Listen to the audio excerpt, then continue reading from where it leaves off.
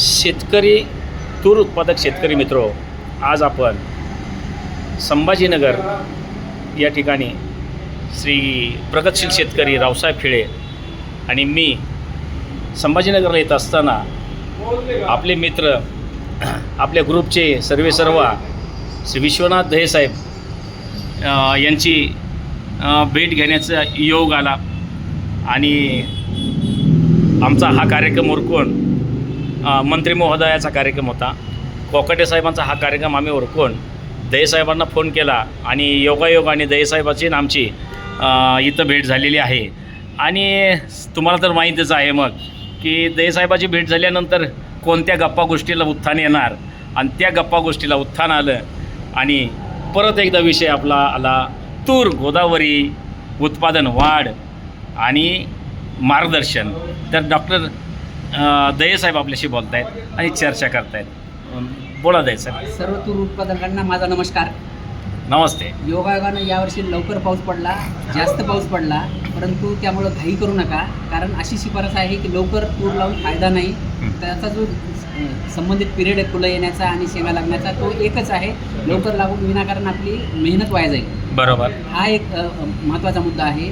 आणि पेरते वेळेस आवर्जून ज्या बियाण्यानं आपल्याला गोदावरी BDN 2013-41 यांनी साथ दिली तेच बियाणं वापरा.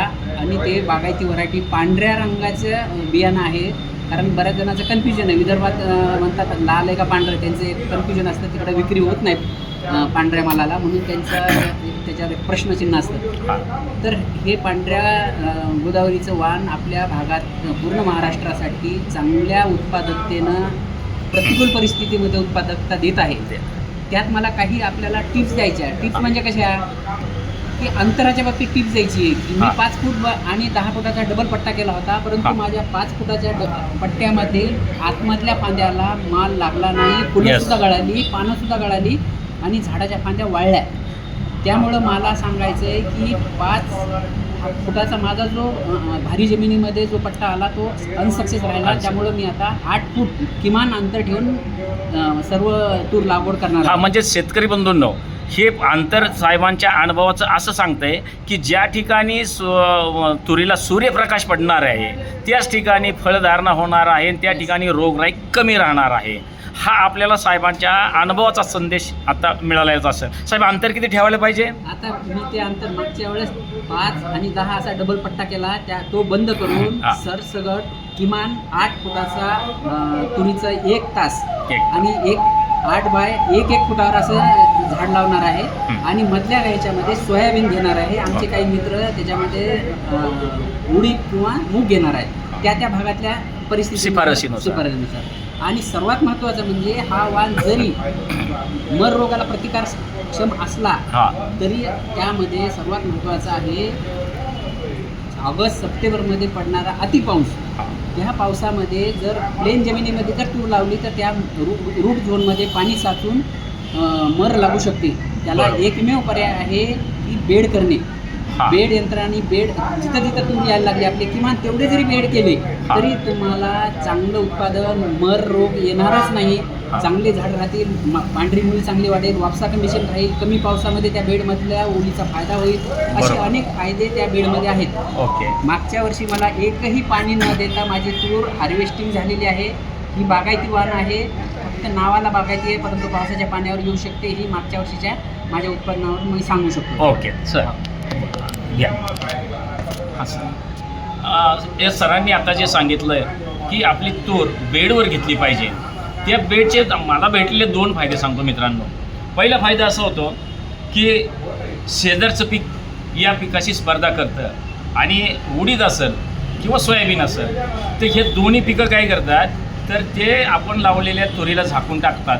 सुरुवातीला तुरीची वाढ संथ गतीने असते आणि उडीदाची आणि सोयाबीनची वाढ फास्ट असते. म्हणून मित्रांनो, आता आपण दुसरी पद्धत वापरून बेड करायचा. बेडवर 1 लाईन पेरायची, शेजारी 6 लाईन, 4 लाईन, 5 लाईन तुमच्या जे जमतात त्या लाईन तुराच्या किंवा सोयाबीनच्या किंवा आमच्या परिसरात उडदाचे करतात. आणि उडीद आणि तूर या दोन्हीचं उत्पादन तुम्हाला मी मागच्या वर्षीचा एक व्हिडिओ टाकलेला आहे. आमच्या माहिजळ गावामध्ये एका महिलेने 1.5 एकरामध्ये 2.5 लाख रुपयाचं उत्पादन काढलेला व्हिडिओ आपल्याला पाठवलेला आहे. आणि अशा पद्धतीने आपण पीक घेण्यासाठीचा प्रयत्न करा. यावर्षी तुम्हाला सर्वांना आपल्या ग्रुपवर्धांना लवकर पाऊस पडलेला आहे, सगळ्यांना शुभेच्छा येतात. तुरीची लागवड मोठ्या प्रमाणात करा. याला एकमेव कारण असं दुसरं एक वाढलेलं सांगतो. आता शासनाने आपल्याला 8,000 रुपये हमी भावाची घोषणा केलेली आहे. आणि हमी भावाच्या या घोषणेबरोबर आपण जर गेलो तर 15 क्विंटलला जर आपल्याला गेलो आपण तर 15 8 20 म्हणजे 1,20,000 रुपयाची तूर आपल्याला यावर्षी होणार आहे. त्याचबरोबर उडीद किंवा सोयाबीन 50-60 हजार रुपयाचं झालं तर आपले सगळे खर्च काढून आपण सर्व शेतकरी कोरडवाहू शेतकरी असला तरीही तो ऊसाइतकं पैशामध्ये रूपांतर करायला कमी पडणार नाही, हे नक्कीच त्रिवार सत्य होणार आहे. हां, आज आम्ही संभाजीनगर येथे आलो असता आमचे मित्र बापूसाहेब तापकीर आणि विश्वनाथ दहेसाहेब विश्वनाथ दहेसाहेब परभणीचे प्रगतशील शेतकरी आहेत, एक संधी अधिकारी माजी संधी अधिकारी आहेत, यांची मुलाखत झाली. आणि खरंच आज आमच्या आष्टी तालुक्यासारख्या कर्जतसारख्या दुर्गम भागात गोदावरी हे गेल्या वर्षी पीक घेतलं गोदावरी तुरीचं. आणि ठीक आहे, ते निघताना थोडं 20-25 दिवस बाकी तुरीपेक्षा कमी वेळ निघतंय, म्हणजे लेट निघतंय. परंतु कुठल्याही परिस्थितीत समजा पाऊस कमी झाला, काही अडचण झाली, त्याला डगमगत नाही, बाकी तुरीसारखं ते होत नाही.